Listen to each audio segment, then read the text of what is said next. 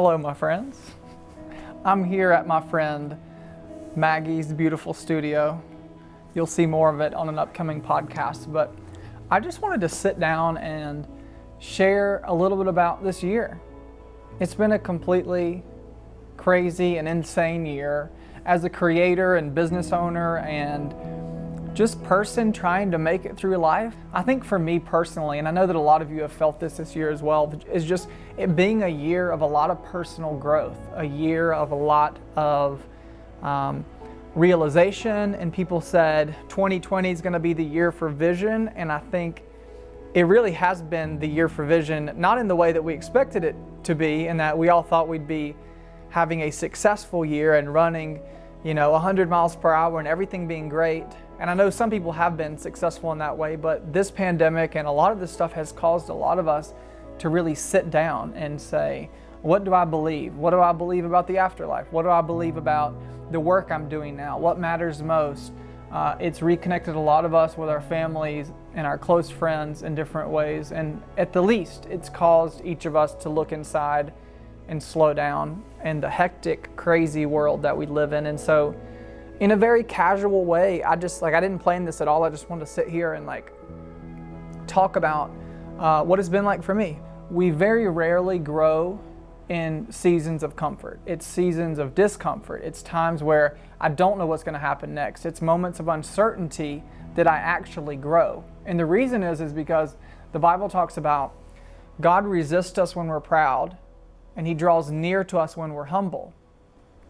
And so that's why we grow, and one of the reasons that we grow in tough seasons is because when we realize how uncertain life is, when we realize that security is a myth, when we realize that we don't really know as much as we think we know, we're humble. Because when we're broken, we're humble. When we're living this uncertain life, we're humble. And when we're humble, God draws near to us. God doesn't want us to be humble so He can stand over us and say, you suck, you're bad, I'm better, I'm God, you're not. He wants us to be humble because when we're humble, we're open. And when we're open, He can speak to us and operate through us in a whole different way. And so out of this season, I think I've walked in a new level of humility and realizing that, okay, my paycheck might come from a client or your paycheck may come from your boss, but even we can't trust in that. Really, God's hand of provision is my provision, even if that money is coming from somewhere else. When uncertainty comes my way, when fear comes my way, when I can't see, someone said one time, the Bible says that sometimes it's a lamp unto our feet or a light unto our path. And so sometimes we can see the whole path, and sometimes we can only see our feet. And I think this has been a season of only seeing our feet. This has been a season of going, all right, here we go, another step. And so no matter what it's been like for you, we've all had that introspective look. And being in this creative space, if you're a creator, if you're a business owner, if you're a leader, if you're anybody, if you're anybody doing anything, you take the negative energy that's saying, I'm concerned about the world, I'm scared, is my grandma going to get sick, what's going to happen, my finances.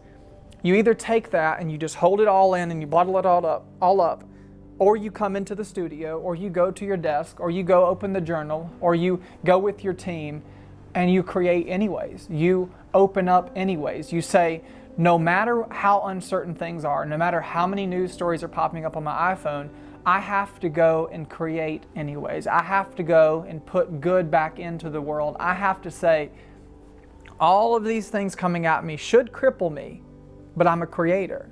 I'm a business owner. I'm an entrepreneur. I'm a visionary. I'm the person who is supposed to see the new world. The only reason this world exists is because someone else created it. Someone else forged the land. Someone else created communities and villages and got us to this place in our civilization. And so, although I think living in the present is very important, there is also something really meaningful about having a hopeful expectancy of the future and saying, I'm really, really hopeful about the future. I'm really, really optimistic about the future. I believe that what's next is going to be better than what's right now. And it's not just, I think this was a necessary season, but I think if I could tell you anything, whatever you were doing before this pandemic hit, some of those things need to go.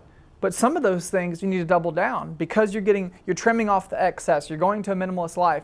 You want to say, all right, now I'm going to go all in. I'm going to push and say, okay, I wasn't focusing as much on this, but now I need to go all in on that because I see the purpose and the impact and how much it matters for me to be doing that. And so that was the biggest lesson that I think I've learned this year, was you have to separate what's coming in. I'm not going to be a denier. I'm not going to be a science denier. I believe that the pandemic is real. I believe in all of these things, but it's now my choice to respond. It's now my choice to say, I can't control what happens to me, but I can control my reaction. I wanted to encourage you that even the people that look like they're really successful, even the people that are really established, this pandemic has been an equalizer, and it's been the thing that says, no matter if you're the richest person in the world or the poorest person in the world, the most overweight or the best in shape, the most creative or the most, boring, whatever, it's been an equalizer. You can die from this. You can get sick from this. Your family can get sick from this. Your family can die from this. And it's no respecter of persons. And so it's put all of humanity on the same level. And so as a creator, it's my job to say, I'm going to continue to do what I do. I'm going to continue to envision what's next for my life. And we all collectively have to do that together. I think of an artist that comes back into their space.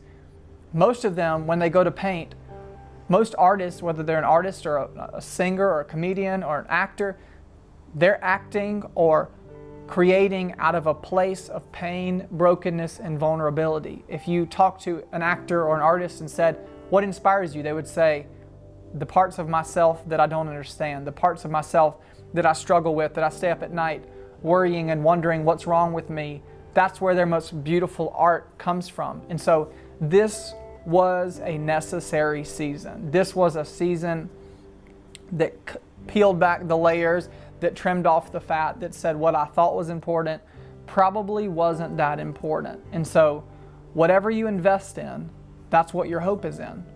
Wherever your money goes, that's what your hope is in. Whatever you spend the most of your time doing, living, and thinking about, that's what your hope is in. And so I hope that whatever your hope is in sustains you. I hope that whatever your hope is in pushes you forward. And if it doesn't, put your heart and your mind and your soul into something else, because this really showed you kind of what was fluff and what was the real deal. And for me, like my faith in God, it's the real deal for me. A lot of the things we say sound pretty about your truth and what you believe, and do whatever you want to do and think whatever you want to think and be whoever you want to be. I hope it sustains you. I hope it's good enough. I hope it didn't make you crumble in this season. But if it did, look elsewhere. Look to something else, because for me, like the Bible says, I'm looking to the mountain, to something that's higher than I am. I'm looking to the place in which I'm not at currently. And so faith always sees past where you are currently. And so many times people say, Jordan, you have great faith. You always step in faith. You always believe. You always encourage my faith.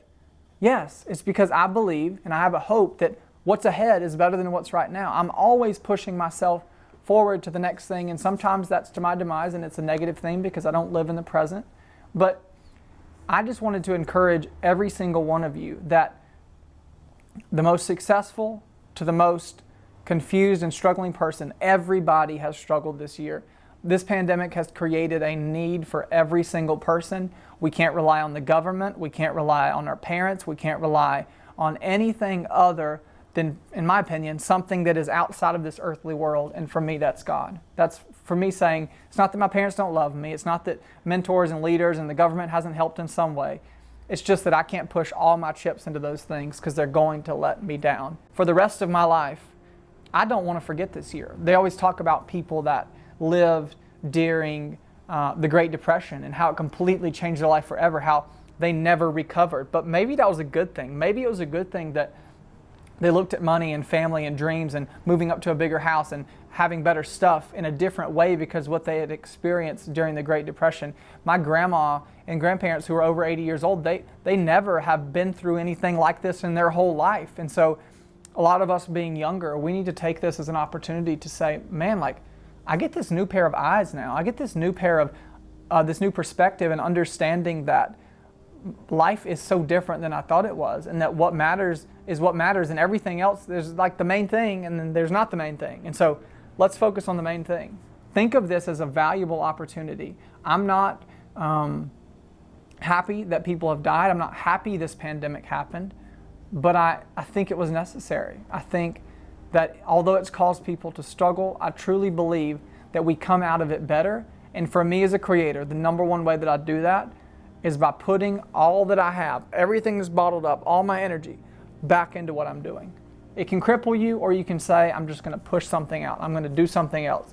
And that's what made me start the YouTube channel, and that's what made me start to focus on it in a new way. And so each of you are going to come out of this better if you allow yourself to. If you don't deny it, don't deny the year it's been, don't deny whatever you're struggling with. Just say, okay, this is the thing. You're not struggling because you're a bad person. You're struggling because you're a human living during a pandemic. And a lot of people are struggling physically with sickness, but I think for a long time now, our culture has been struggling spiritually with sickness. We've been struggling inside with sickness, mental health. And so what better time than when all the layers are peeled back, everything is gone except for what matters. What better time to focus on the soul? Because I think when we start a new year, we're always talking about gym memberships and how do I start eating healthier and all this stuff. We work out our bodies, we perfect our bodies, and we starve our soul.